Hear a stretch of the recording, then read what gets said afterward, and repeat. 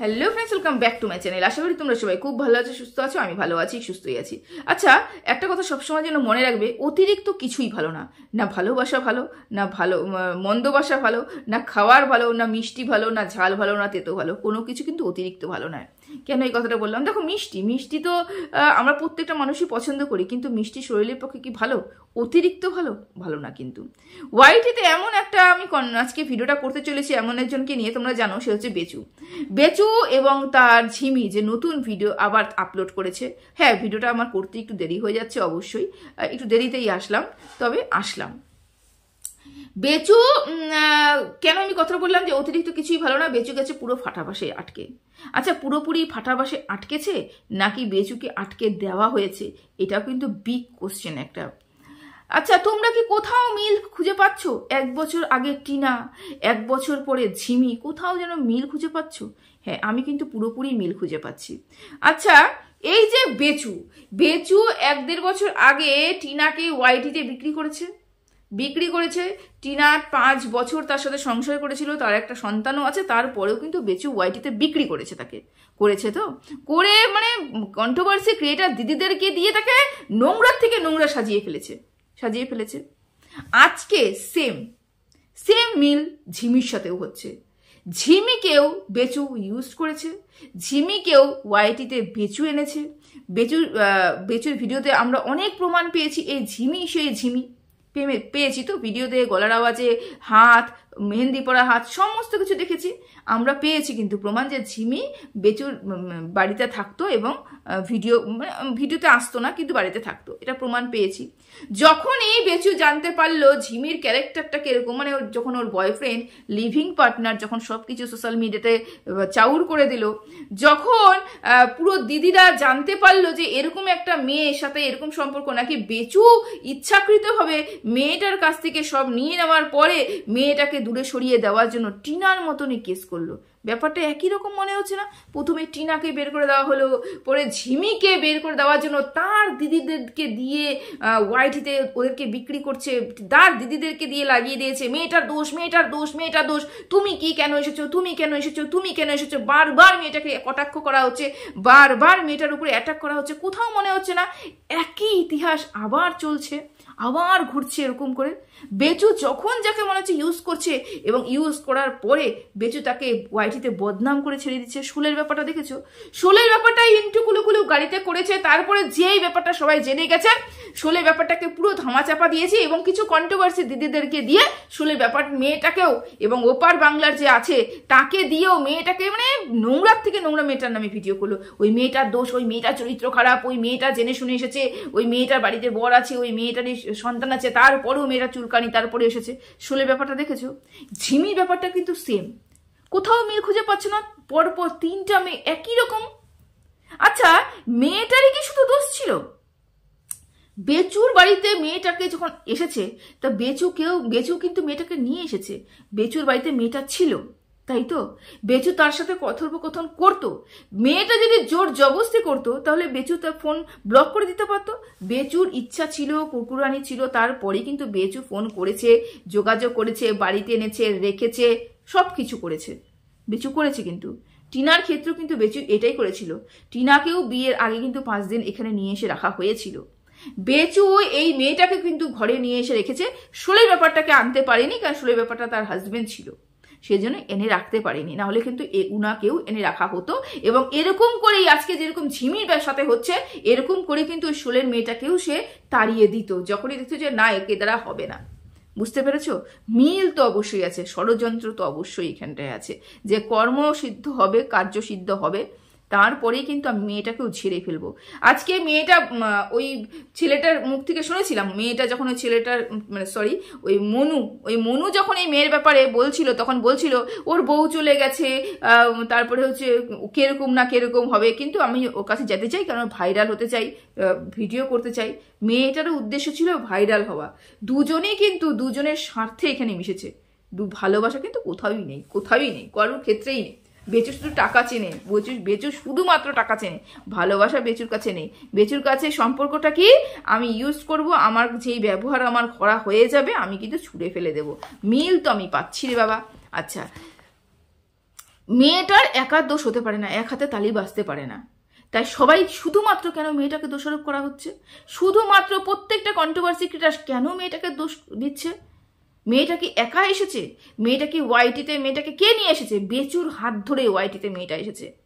তারপরে বেচুর দিদিরা যেই হারে মেয়েটাকে নিয়ে মানে ইয়ে করছে, আমি মেয়েটাকে ভালো বলছি না, মেয়েটাকে নিয়ে আমার কোনো মানে কিছুই নেই, মেয়েটাকে নিয়ে ভালো বলা তো প্রশ্নই ওঠে না। আমি মেয়েটাকে ভালো বলছি না, মেয়েটা হাজারো মিথ্যে কথা বলছে, হাজারো মিথ্যে কথা বলছে বা মিথ্যে কথা প্রমাণও হয়ে যাচ্ছে, প্রত্যেকটা মিথ্যে কথা প্রমাণ হয়ে যাচ্ছে। আমি মেয়েটার সাগরিত হতেও চাচ্ছি না বা মেয়েটাকে নিয়ে কোনো সাফাই গাইতে চাচ্ছি না। আমি বলছি যদি দোষারোপ করতে হয় যেরকম মেয়েটাকেও করব, সেরকম কিন্তু বেচুকেই করব। বেচুকেও করবো তো, বেচুকে কেন করছি না, শুধু কেন মেয়েটাকেই দোষারোপ করছি, এখানেই আমার সমস্যাটা। বেচুকেও করো, বেচুকেও দোষারোপ করো। তুমি তোকে নিয়ে এসেছো, তুমি তো ঘরে রেখেছিলে, তুমি তো ওকে বাড়িতে আশ্রয় দিয়েছিলে, তুমি তো তোমার ঠাকুরদার ঘরটা ভাড়া দিবে বলে মানে এই মেয়েটাকে রাখার জন্য সব প্ল্যান করেছিলে, তুমিই সব করেছিলে। তাহলে মেয়েটা একা কেন দোষী হবে এখানটায়? ওয়াইটিতে শুধুমাত্র মেয়েটাকে কেন সব কন্ট্রোভার্সি ক্রিয়েটাররা ধরবে? আমার এখানেই বক্তব্য। প্রথম কথা গেল। দ্বিতীয় কথা হচ্ছে মেয়েটা কিরকম মিথ্যেবাদী। মেয়েটা গতকাল রাত্রে আরো একটা ভিডিও ছেড়েছে, ভিডিও ছেড়ে মেয়েটা বলেছে মেয়েটা বলেছে যে আমি 5 বছর ধরে আমার ওই ছেলেটার সাথে সম্পর্ক, যার সাথে লিভিং এ থাকতো, 3 বছর তাদের শুধুমাত্র বন্ধুত্ব সম্পর্ক ছিল, 2 বছর তাদের এই যে সম্পর্ক তৈরি হয়েছে। এই সম্পর্কের মধ্যে ও জানতোই না ছেলেটা হচ্ছে মুসলিম। প্রথমত কথা, না হিন্দু না মুসলিম, ভালোবাসা কিন্তু হিন্দু মুসলিম দেখে হয় না, ভালোবাসা ভালোবাসাই হয়, ভালোবাসা অন্ধ হয়, পরিষ্কার কথা যেটা। তো এই যে 3 বছর তুমি জানতে পারোনি, 2 বছর জানতে পেরেছো, এই সব ব্যাপার না। তুমি যে বলেছো শুধুমাত্র 5 বছরের সম্পর্ক, অথচ যে ভিডিওটা গতকাল রাতে মেয়েটা ছেড়েছে তার নিচে ওই সোনু মনু, ওই হচ্ছে হ্যাঁ ওই মনু সোনা যে কমেন্ট করে গেছে ঢেরসকে। ঢেরসের ভিডিও মানে ঢেরসের চ্যানেল থেকে কিন্তু বারবার ভিডিওটা প্রাইভেট হচ্ছে। তো মনু সোনা সেখানে কমেন্ট করে গেছে, গিয়ে বলছে যে 2016 সাল থেকে ও সব জানে যে আমি মুসলিম। পরিষ্কার করে বলে দিয়েছে।